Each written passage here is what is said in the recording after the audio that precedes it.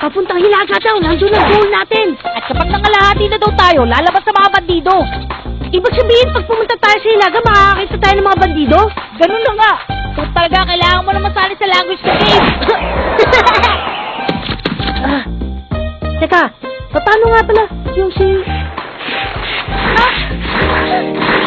Pabayaan na lang natin siya. Kapag nagsilabasan yung mga bandido, iwanan na natin siya. Iiwan natin? Kuwawa naman. Hindi kawawa yun, oh. Gumagamit lang na ng isang yan. Kapag nalagay siya sa panganib, kaya na tumakbo. Sabagay.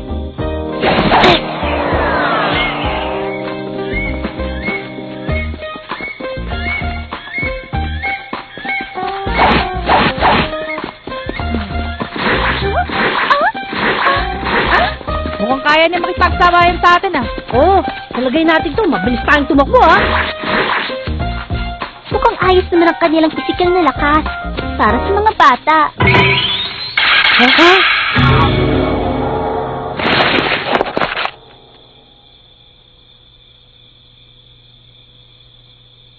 Laban na! Ha? Tulungan niyo po kami! Parang awa niyo na!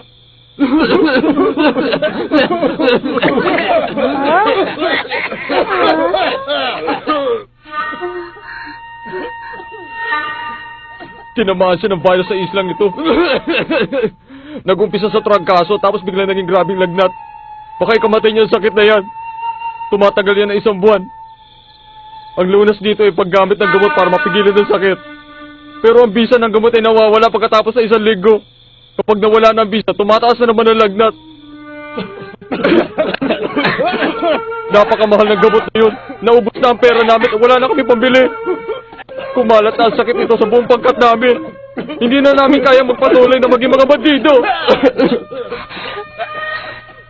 Sa game lang ito, ah. Hindi ito totoo. Ay, oo nga pala. Kapag wala kami nagawa, 2-3 araw na lang mamamatay ang patag ito. Parang awa niyo na. Baka pwede bigyan niyo kami ng pera para makabili kami ng gamot. Sabi mo kasama to sa game. Ano to sa totoong buhay? Siguro kung bibigyan natin sila ng pera, may bibigay sila sa atin na item para makatulong sa pagtapos ng game. Ah, ganun ba? Magkano ba kailangan yung pera? Naipunan namin ang lahat ng pera sa bayan, pero kulang pa rin kami ng mga 8,000 yenis. Halos ganun na rin ang pera natin naipon, hindi ba? Masama ang kutob ko, simula pa lang, alam na ng mga yan kung magkano ang dala natin. Anong ginagawa ng dito? Ah, kasi kung 80,000 lang ang kailangan nyo, pwede ko Teka, pwede ba manahimik ka na lang dyan? Huwag ka na makialam. Sapatusin kita dyan. Naiintindihan ko po. Bibigyan po namin kayo ng 80,000 yenis. Ito po. Maraming salamat sa inyo. Ngayon gagaling na ang patag ito. Ayos ka lang ba, anak ko? Ang lamig. Giniginaw po ako, Tay. Kaya ko yan, anak. Binigyan na tayo ng pera ng mga mababait na taong ito. Makakabili na tayo ng gamot bukas. Konting tiis na lang. Napakalamig. Napakalamig. Baka po, hindi na po maganda ito. Kapag nagpatuloy ito, baka mamatay ang anak ko ngayong gabi. Kiniginaw siya. Ha? Kailangan mabili natin siya ng damit ngayon.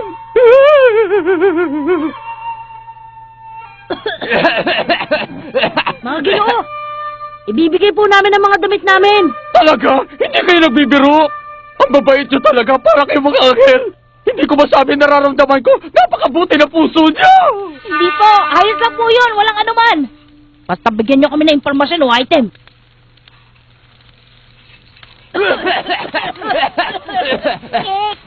Wala sila ibibigay.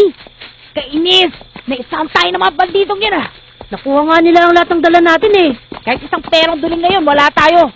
Di bale, kapag bumaba naman tayo ng bundok na to, sigurado makakita tayo ng mga halimaw. Kapag tinalo natin ang halimaw, magiging card yun. Tapos dadalhin natin sa trading shop. Kikita tayo ng malaki. Sa wakas, makakaranas na rin tayo ng totoong labanan, hindi ba? Mukhang marami kang bagay na natutunan, ah. Ikaw rin naman eh. Kitang-kitang resulta ng pagsasanay mo. Huh? Kailangan natin dumaan dyan? Isang rock area, ha? Kailangan mag-ingat tayo, atakihin tayo ng mga halimaw. Pati sa ibang player, hindi tayo ligtas.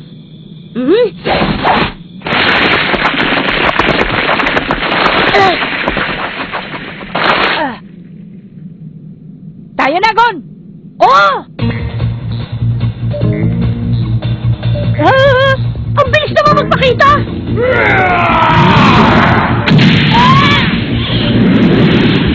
Ah!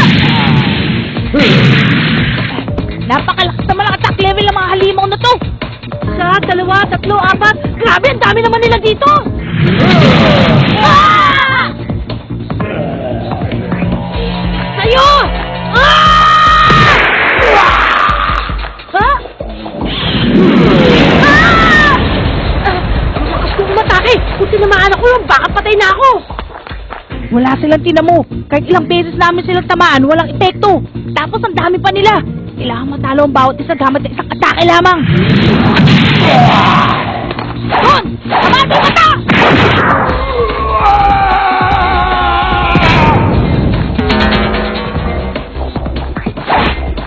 Tingin ko, ang mata nila ang kahinaan. Bok! Bok!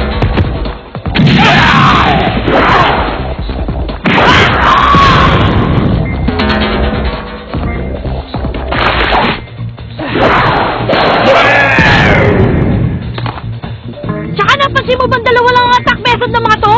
Oo, napansin ko na dalawa lamang ang atake nila.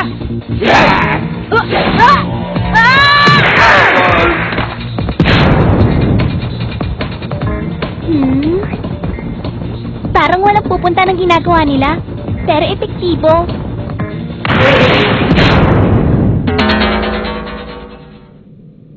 Sabi dito, level G ang difficulty ng mga ito. Mukha lang silang malakas pero mahina. Oo nga, ang iba sa kanila hindi rin naging card. Pero kaya natin sila. Meron silang kahinaan at meron silang pattern. Basta kalmado tayo kapag nilalabanan natin sila. Madali natin makikita ang kahinaan at pattern nila. Mukhang gano'n na nga.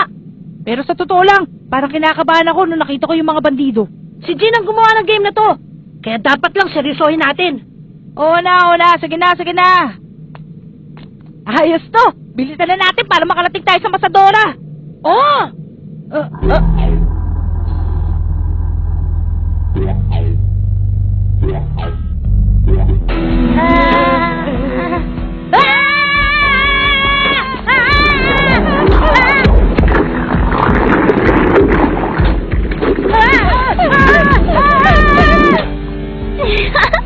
Sige nga, ano nang gagawin niyo ngayon?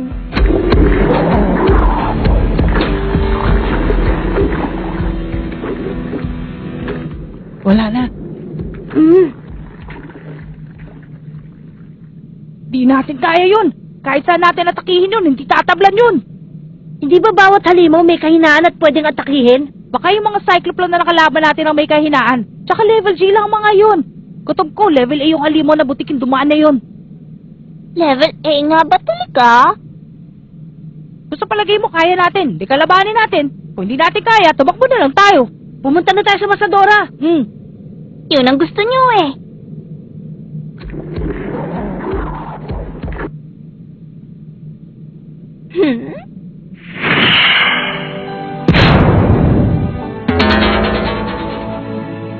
Terat, mali kayo. Level E lang ito. Kung naging maingit kayo sa paglaban, nalaman niyo sana, kaso bara-bara kayo eh. Nalaman niyo sana ang kahinaan ng higanting butiki. Dahil sa pagkilos nito, natatakpan ng nunal. Wala talaga. Mga bagito pa sila. Para tayong nasa isang totoong mundo. Kung isang totoong mapa yung binigay sa atin, ang hugis, laki at korte ng islang ito ay kamukhang-kamukha ng isla ng Kotoritara.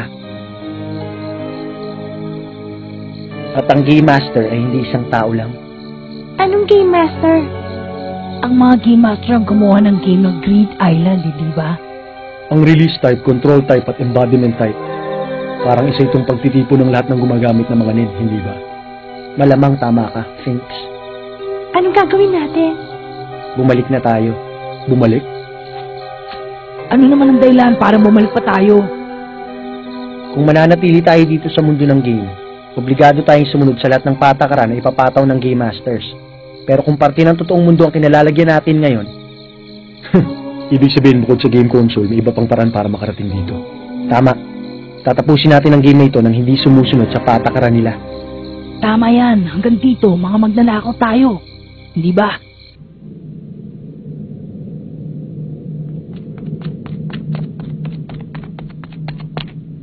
Ano yan? Ha?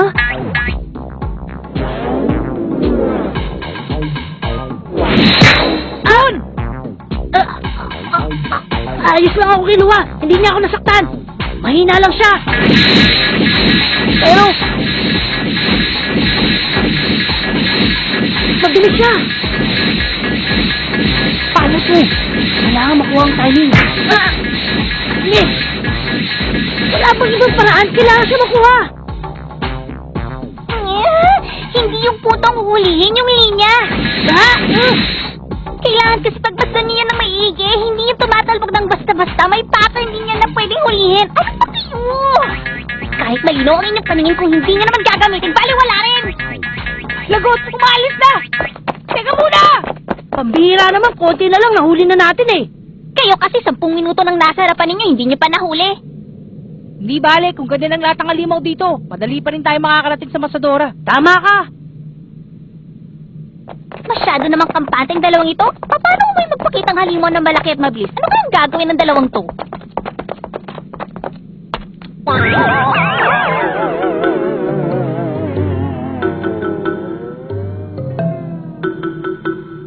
Ano naman kaya yan? Isang kabayo? Hindi ata eh. Masyado namang katawa-tawa ang itsura ng isang yan. Tignan mo pa yung buntot niyo. Alam mo, sa palagay ko, isang malakas na halimaw ang isang yan. Ano yun? Mga bula?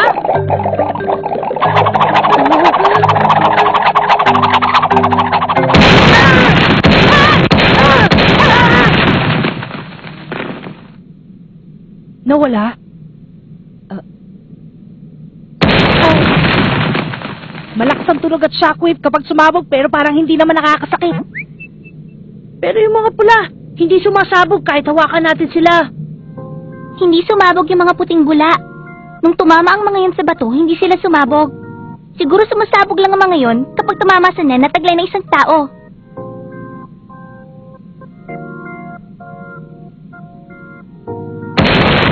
Iba naman ang nangyayari sa pula.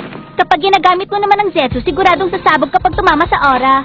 Sasabog yun kapag tumama sa kahit ano bukod sa aura ng tao. Ginagamit yun ng mga halimaw para pigilan ng mga tao makakatagpo niya, tapos aalis siya. Ang game na ito ay hindi lamang labanan sa pagitan ng player at mga halimaw. Para mahuli mo ito, kailangan alam mo ang lahat ng pagkilos nito at iwasan mong pinakasimpleng pagkilos nito.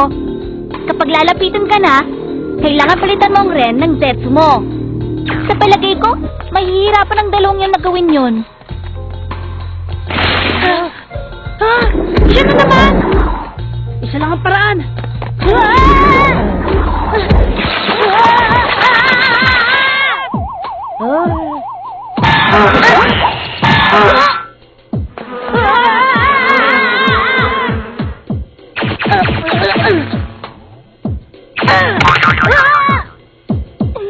Bakit ba sila ganon? Mga hindi marunong! Puro wala silang silbi! Sa unang tingin, parang napakagaling nila at may taglay na kakaibang talento. Pero kung ganyan lang ang ginagawa nila, game over na sila kapag nakatagpo sila ng ibang hunter o mas malakas na halimaw! Patay, mukhang matibay ang isang to ah. Ay naku, hindi ko na talaga kayang manahimik na lang! Yeah! Ha? Siya na naman? Huwag niyo siyang talikuran! Gumamit kayo ng Yo! Kaya niyo ba o hindi? Kaya natin yun. Nakalimutan lang natin. Napansin mo ba na parang nag-iba ang ugali ng babae niya mula nung kanina?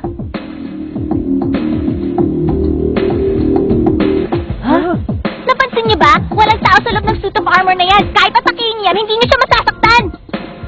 Alam ko na! May nagmamanipula sa kanya! Malapit lang siya.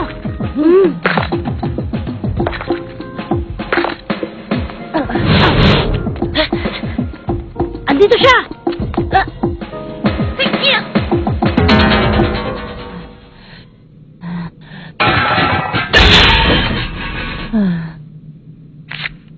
Pusa ang nagmamanipula. Gumagamit ng nen para magmanipula ng mga bagay at protekta ng sarili. Ito ay masyadong matatakutin at agad-agarang hinihimatay kapag nakakakita ng ibang nilalang. Ganun pala. Nakakuha na naman tayo ng card! Marunong naman pala kayong gumamit ng Yo. Bakit hindi niyo ito ginamit ang sinabi ko? Matagal ko na kayong pinapanood, isang beses hindi niyo ginamit. Ganun ba? Kasi... Nakalimutan niyo, no? Ha? Bakit tatayo-tayo lang kayo dyan? Yo! Sino ba talaga ang babaeng yan?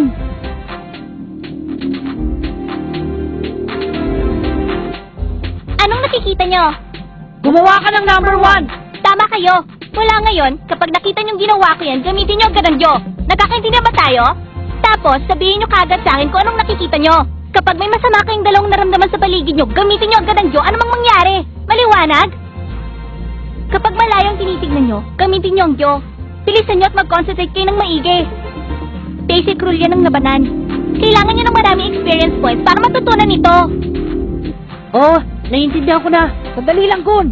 Wala ngayon, ako na ang magtuturo-tutulong sa inyo. Gagawin ko lang to kapag kinakailangan. Pero pahihirapan ko kayo sa pagsasanay kaya maganda kayong dalawa. Ano? Lasing ka ba? O baka naman nahihibang ka? Figure 5! Tama! Ikaw, give me 200 push-ups! Ha? Punishment key nito. Talo ang mas mabagal kaya bilis-bilisan mo. Dalian mo. Nasisiraan ka na ba? Bakit ako susunod sa'yo, ha?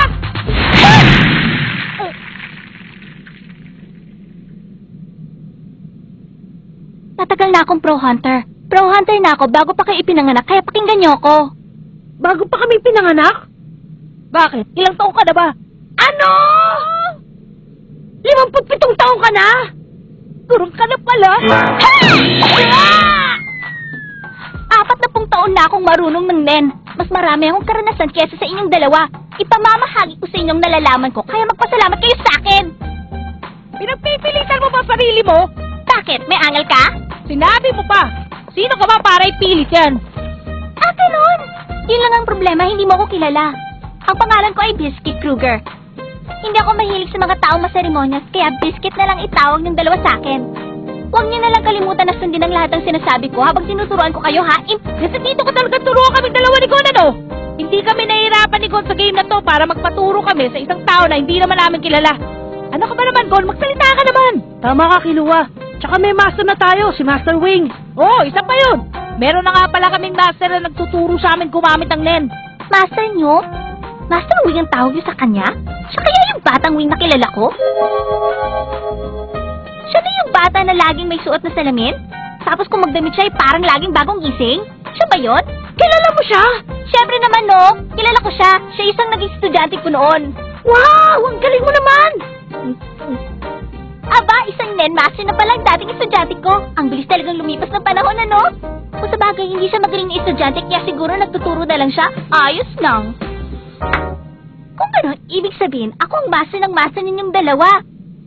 Walang problema kung ako naman magtuturo sa inyo. Siguro nga, tama ka na turuan kami. Ayun ay, kung totoo lahat ng sinasabi mo sa amin. Ikaw talaga, napakatigas ng ulo mo. Di bale, ang mga katulad mong gusto ko. Pero...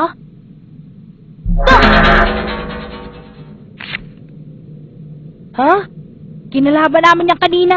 Sabi mo, hindi pa kayo nalalagay sa seryosong sitwasyon, pero tignan mo ng mabuti. Klase ang difficulty ng isa ito. Hindi to special pocket card, isang normal card lang ito. Hindi problemang nahihirapan kayong makakuha ng mga ganito. Maraming ibang player na madaling nakakakuha ng card na ito sa game.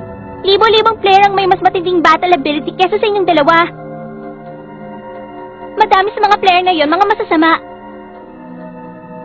Kapag may nakasagupa kayong mga ganon, siguradong lagot na kayo. Masasabi niyo pa bang hindi seryoso ang sitwasyong hinaharap ninyo?